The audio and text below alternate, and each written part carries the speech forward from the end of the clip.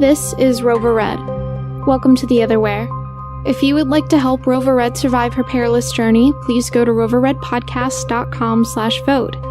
You could submit your suggestions, vote on what Rover Red does next, or join the Rover Council. The Rover Council is free to join, and they receive access to 3 unpublished prequel episodes of Rover Red, as well as special polls hidden on secret, password-protected pages. They act as Rover Red's collective unconscious. Rover Red is completely reader-guided, so make your decisions carefully.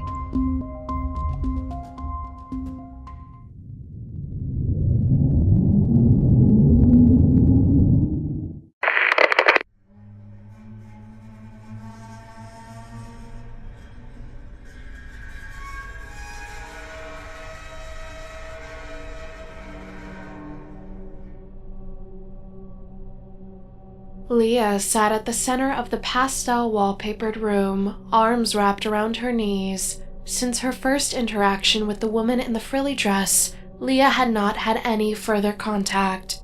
Meals had been delivered to her room on a regular schedule through a slot at the bottom of the door, although she hadn't eaten much. She would only eat the vegetables and fruit that might be included on her tray. In the beginning, she left behind any plant matter that had touched meat, unsure of whether or not the meat was human in origin. As the days went by, though, vegetables or fruit that touched meat became more admissible to eat.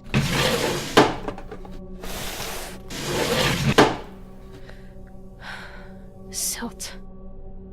It's all meat, Evie. There's no vegetables at all this time. Or fruit. How hungry are you, Leah? You have to know how hungry I am. You know I haven't eaten anything resembling a full meal in days. I don't know what to do. Do about what? This? The food?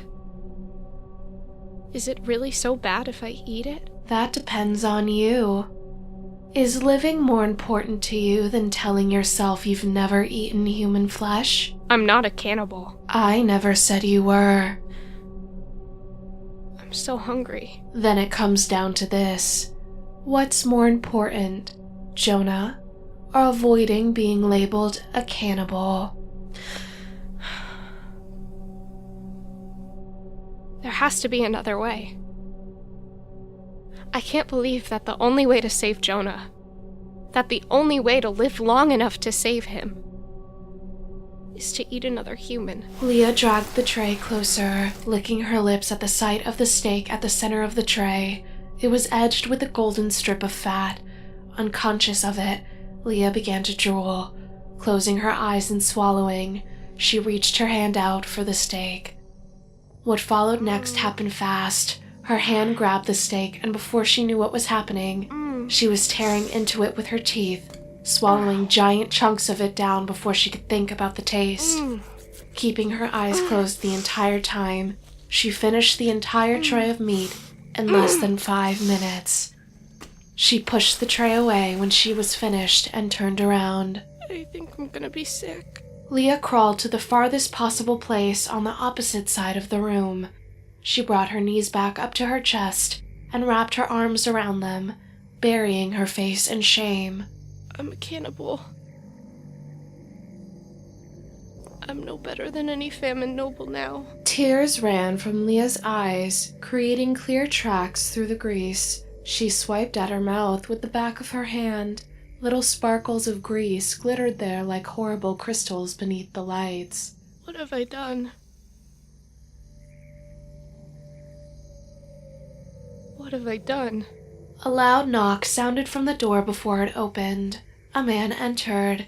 He wore what looked like frilly green shorts edged in white lace and a flowing shirt unfastened to his belly button. Around his neck was a collar that looked like a fan. It extended a foot around his head and framed the man's face like the moon. "I see you enjoyed breakfast," the man said from the corner of his mouth as he crouched next to her, picking up the tray. "We weren't sure if you were ever going to eat. Guess we should have known that you're a meat eater." No. I didn't want to. I didn't want any of it. "It doesn't matter what you wanted to do. You did it." The man shrugged, and had the situation been different, Leah might have laughed as the collar bounced up and touched his ears. Make all the excuses you need to, but it won't change the fact that you're one of us now. No, I'm a Rover. I'm not one of you. I can't be one of you. Thou dost protest too much. The man laughed at her. Like I said, tell yourself anything that you need to. Keep eating. Stay alive. Why are you even here? What do you want? I just wanted to see the Rover who took a shot at Ricketts and missed. Well, now you've seen me, so silt off. Easy. Easy, little Rover. The man held his hands up like he was trying to calm her, and that's what did it. It wasn't him calling her little Rover like so many of those in power had. It was him holding his hands up, as though he could calm her, as though he could control her. Leah rushed at him, jumping at the last second and driving her knee straight into the tray. She hit the tray dead on, and it flew up into his nose, flattening it against his face. He screamed and grabbed at it, blood already pouring from the mashed nose. She kicked him in the chest, and he flew back, hitting the door hard before sliding down it. As Leah moved toward him, he held up the tray in defense, trying to shield himself from her wrath. It was too late for that, though. She kicked the tray as hard as she could, watching as it drove the man's head back into the door. She kept kicking until he quit moving. Easy, little Rover. You're so stupid, little Rover. When it was over, she searched his body for anything she might be able to use. Besides the clothes on his back, there was nothing. Leah sat down next to the man's body.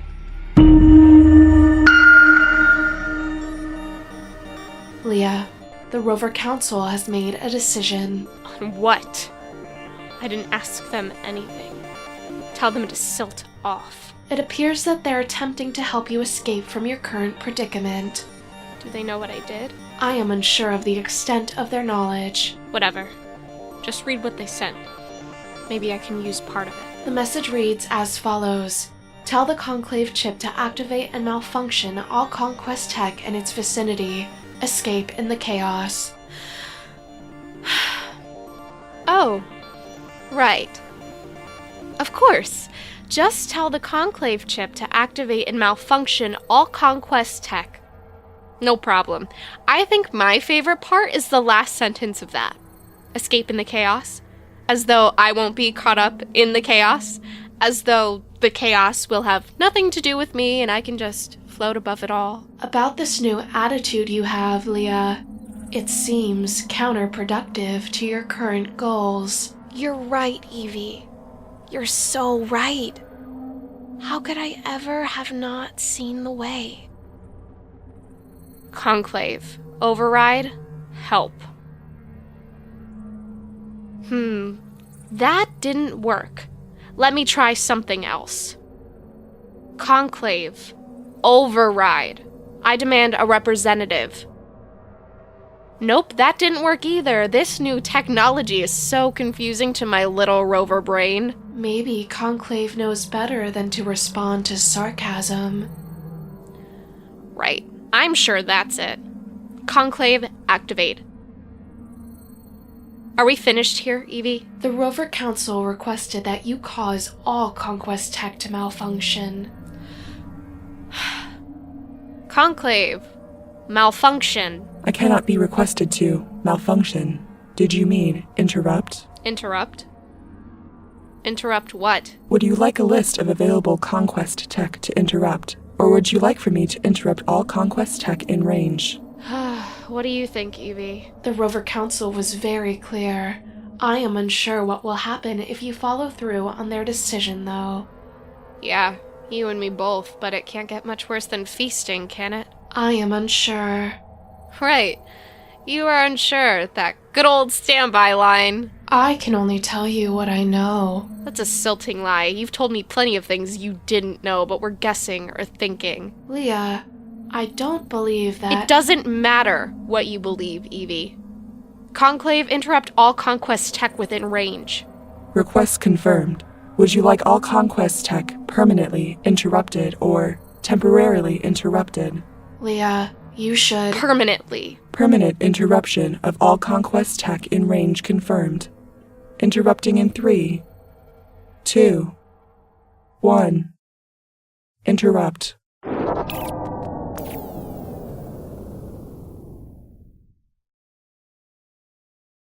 Did it work? I am unsure. Of course you are. Conclave, confirm interruption of all conquest tech. Confirmed.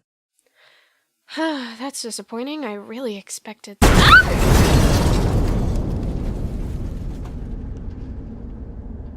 A huge explosion rocked the tower and Leah was thrown against a wall. Thankfully, she covered her head.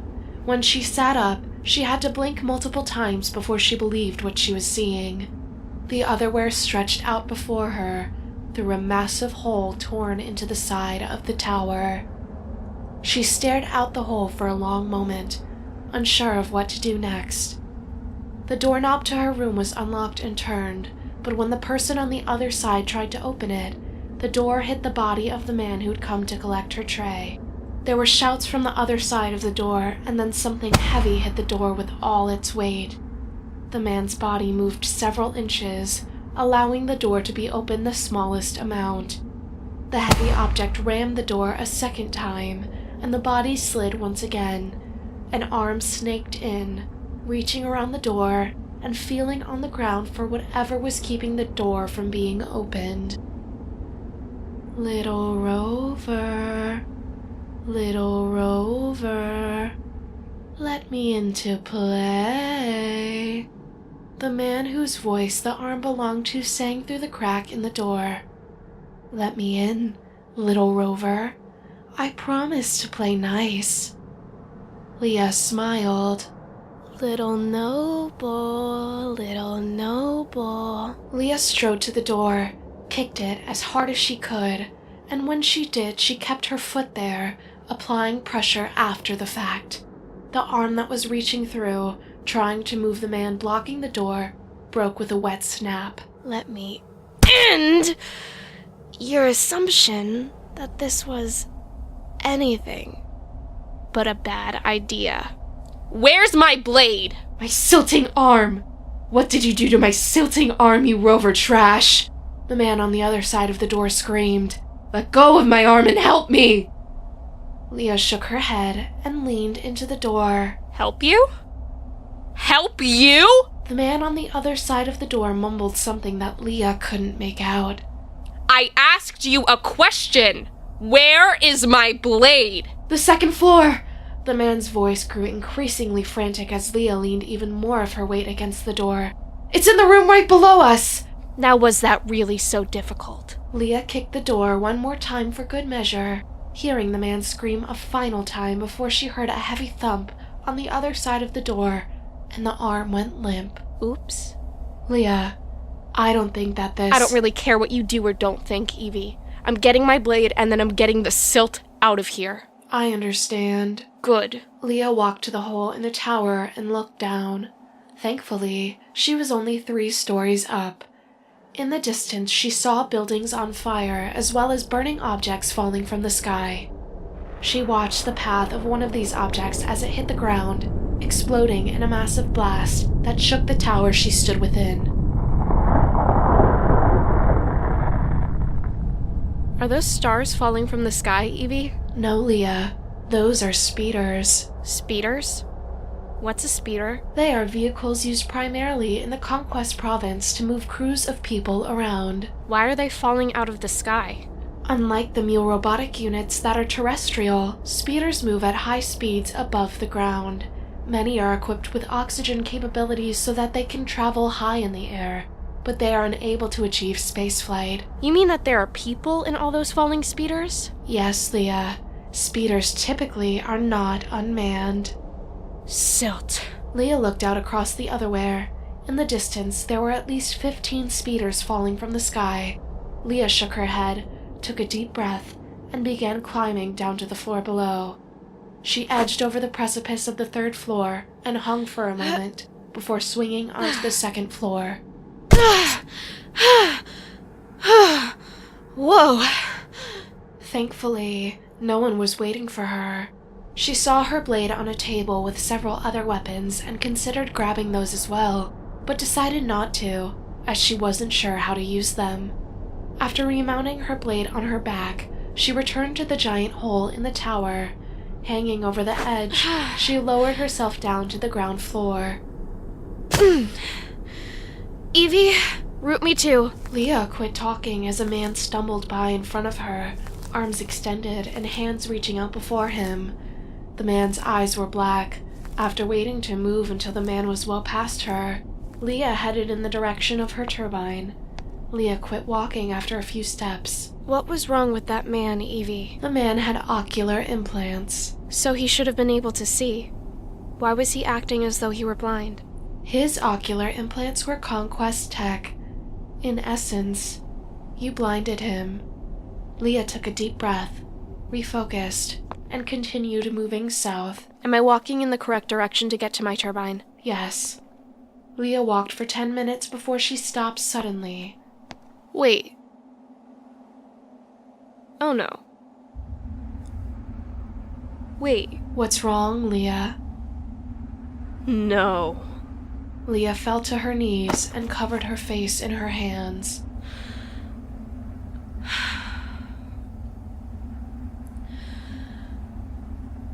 My turbine. Yes? I destroyed it, didn't I? Yes.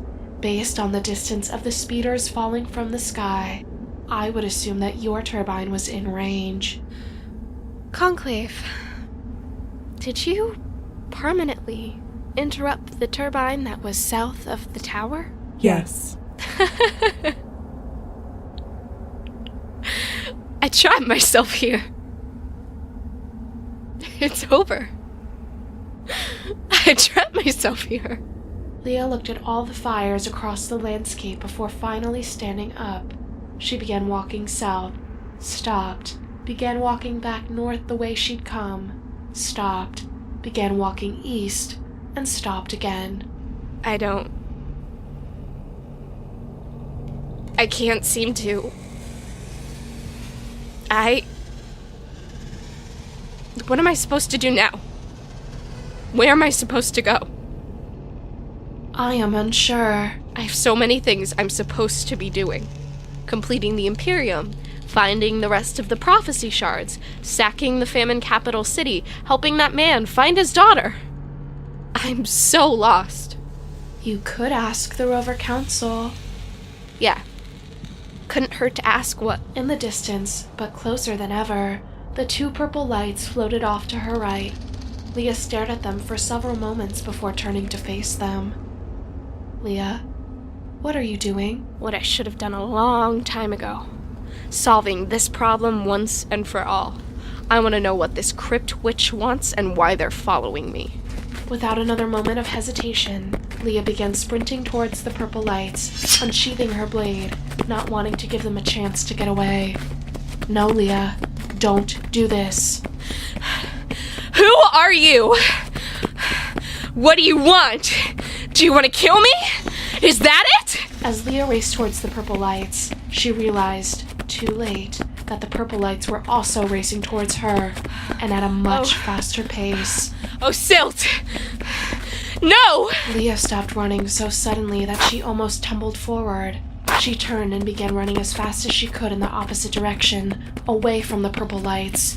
When she turned to look behind her, she saw that they were closer than ever and rapidly gaining on her. She sprinted harder than she had ever run before and heard the Crypt Witch grunt before taking off from the ground. The Crypt Witch hit her in the small of the back, knocking her forward onto the concrete of the road she'd been walking on. Her blade clattered across the asphalt. Leah rolled onto her back, reaching out for her blade, but it was too late. The figure the purple eyes belonged to pounced.